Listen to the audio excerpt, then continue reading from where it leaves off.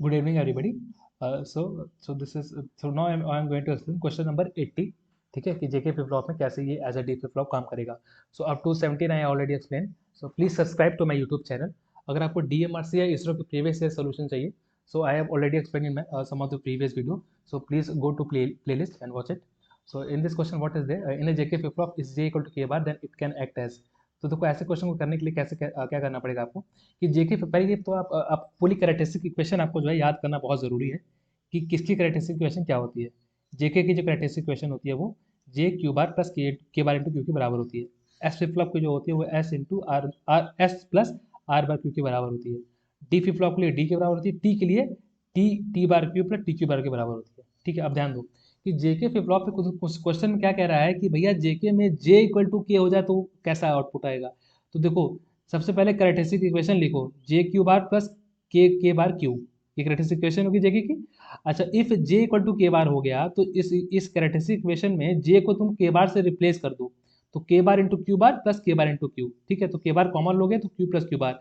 अब Q plus Q bar की जो वैल्यू होती है वो किसके बराबर होती है, वो वन के बराबर होती है. ठीक है, सो ये वन के बराबर होती है तो क्यू प्लस किसके बराबर आ जाएगा, के बार के बराबर आ जाएगा. ठीक है, अब के बार किसके बराबर है, जे के बराबर है ना. क्यों क्यों ये क्यों हुआ, क्योंकि के बार जो है वो जे के बराबर दिया हुआ है क्वेश्चन में. ठीक है, so Q Q bar is equal to Z. Q plus, sorry it's not Q bar, it's Q plus is equal to J. So this is nothing the characteristic equation of a D flip flop, Q equal to D, है ना.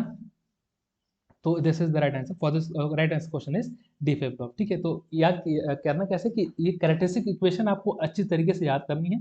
ठीक है, फिर जो जैसे कि कल को ये question S R flip flop के लिए पूछता भाई, अगर हमारा आर बार की वैल्यू जो है एस के बराबर हो जाए ना, तो क्या हो जाएगा. तो क्या करोगे इस क्वेश्चन में, Q plus is equal to S plus S into Q के बराबर हो जाएगा, equal to S one plus Q के बराबर हो जाएगा. तो क्यू इक्वल टू क्या हो जाएगा, एस के बराबर हो जाएगा, है ना. क्यू इक्वल टू एस के बराबर हो जाएगा. तो ये भी as a D flip flop के जैसा काम करने लग जाएगा.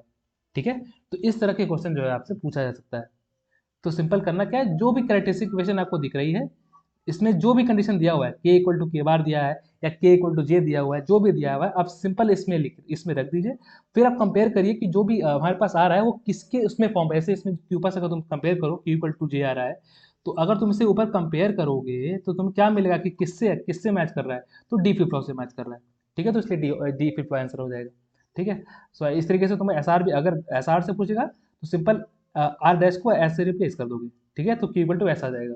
तो it is also similar to a D flip flop. Therefore इसके लिए भी जो होगा, अगर एस आर का क्वेश्चन पूछा होता, जैसे ये सेम क्वेश्चन एस आर के लिए पूछा होता, बोलता है R equal to S bar, R bar equal to S, तब भी आप यही करते. ठीक है, तो इसके लिए भी डी फ्लिप फ्लॉप आंसर होता. So I hope it is clear. What you need to do, you need to completely memorise this, what is the characteristic equation for each flip flop. Okay, I hope it is clear. फिर आता है question number 81. इसमें क्या है, इस question में आपको divergence निकालना है इस गिवन वेक्टर का. ठीक है, ये एक वेक्टर क्वांटिटी है जिसका तुमको डाइवर्जेंस निकालना है. तो भाई देखो डाइवर्जेंस निकालने का जो फॉर्मूला होता है, जैसे ए वेक्टर ये है, तो डाइवर्जेंस और ग्रेडियंट क्या कहते हैं, डाइवर्जेंस का मतलब क्या होता है कि आप ये वाला ऑपरेटर अप्लाई कर रहे हैं जिसमें कि ए जो है वो एक वेक्टर क्वांटिटी है, तो ये डाइवर्जेंस कहलाएगा. लेकिन अगर ए स्केलर होता तो वो क्या कहलाता, वो ग्रेडियंट कहलाता. ठीक है, सो अब क्वेश्चन देखो, देखो ऐसे करोगे, ये डाइवर्जेंस फिलिंग होता है, इसका मतलब क्या होता है, इसका मतलब सिंपली ये होता है आई टाइम्स डेल बटे डेल एक्स. ठीक है, प्लस जे टाइम्स डेल बटे डेल वाई प्लस के टाइम्स सॉरी के टाइम्स डेल बटे डेल जेड. ठीक है, और ये ऑपरेटर आ जाएगा. अब देखो आई कैप क्या होगा, वन होगा, है ना. तो जब तुम यहाँ मल्टीप्लाई करोगे बाकी सब जीरो हो जाएगा, तो जो भी आएगा बस ए एक्स का बस ई एक्स कंपोनेंट के करस्पॉन्डिंग ही आएगा. ठीक है, तो देखो ये आ गया फिर इसका एक्स के करस्पॉन्डिंग. अब देखो क्या करना है, चूंकि ये एक डेल ऑपरेटर है ना, तो देखो तुम्हें क्या करना पड़ेगा, दोनों ही यहाँ पर इसके अंदर वाला भी वेरिएबल क्वांटिटी है और ये भी वाला वेरिएबल क्वांटिटी है ना. तो तुम करोगे क्या, इसमें सिंपल आप क्या लगाओगे, ये रूल लगाओगे, जैसे डिफ्रेंशिएशन का जो रूल अगर आपने पढ़ा होगा कभी, डी बटे d T of first function into second function जो होता है वो क्या होता है, फर्स्ट फंक्शन ऐसे हो जाएगा डी बटे d T of second function plus second function into d बटे d T of first function. ठीक है, ये अप्लाई हुआ है यहाँ पर. ठीक है, ये इंटू ये किया plus five x square into del बटे डेल ऑफ सब ये किया. ठीक है, अब क्या जब तुम ये करोगे तो 10x आ जाएगा और इसका ऐसा आ जाएगा और इसका जब तुम करोगे तो पाई बाई टू बाहर आ जाएगा. ठीक है, अब तुमको किसी पर्टिकुलर एक्स के एक्स इक्वल टू वन पे निकालना है. अगर तुमको x इक्वल टू 1 पे निकालना है तो तुम्हें क्या करना पड़ेगा कि ये तुम लिखिए, अब x इक्वल टू 1 यहाँ पे पुट कर दोगे, ठीक है। तो जब ये पुट करोगे तो यहाँ ये क्या आ जाएगा, cos ऑफ पाई बाई 2 आ जाएगा, इसकी वैल्यू किसके बराबर आ जाएगी, 0 के बराबर आ जाएगी, ठीक है। तो जब x इक्वल टू 1 पुट किया गया तो 10 into 1 sine of pi by 2 into 1, तो इसका आंसर क्या आ जाएगा 10, ठीक है। सो 10 is the right answer for this question, ठीक है। तो तुम ये एक चीज जो बच्चे ज़्यादातर गलती कर सकते हैं वो ये कर सकते हैं कि एक बात याद रखनी कि यहाँ पे दोनों, ये भी एक वेरिएबल क्वांटिटी है और ये भी एक वेरिएबल क्वांटिटी है ना। तो दोनों का तुमको अलग अलग करना पड़ेगा कि del D by D T of 1 into, मतलब ये प्रोडक्ट रूल लगेगा, डिफरेंशिएशन का प्रोडक्ट रूल अप्लाई करना पड़ेगा करने के लिए, ठीक है। I hope it is clear. दोनों वेरिएबल क्वांटिटी है इसलिए ऐसा करना पड़ रहा है, ठीक है। कल को अगर यहाँ पे सिर्फ 5 साइन पाई एक्स बाई 2 के बराबर होता तो तुमको करने की जरूरत नहीं पड़ती, ठीक है। I hope it is very clear. So 10 is the right answer for this question, ठीक है। दो अलग अलग है इसलिए आपको जो है उसमें डिफरेंशिएशन बाय पार्ट्स करना पड़ेगा इसमें, ठीक है। I hope it is clear. फिर आता है question number 82। 82 is wait easy question कि किसी भी सिंक्रोनस स्पीड जो दी जाती है वो 120 एफ बाई पी के बराबर दी जाती है। अब P pole 50 years generator is driven by 60 years synchronous motor, calculate the number of poles for the synchronous motor, ठीक है। तो देखो इसके लिए क्या करना पड़ेगा तुम्हें कि जो सिंक्रोनस स्पीड दी जाती है वो 120 एफ बाई पी के बराबर दी जाती है।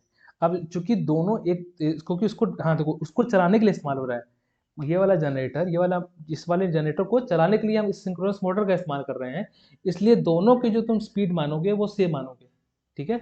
तो बस वही यहाँ पे तो वो किया गया है कि एन ऑफ जनरेटर जो होगा, सिंक्रोनस स्पीड ऑफ जनरेटर जो होगा वो बराबर होगा किसके, मोटर के।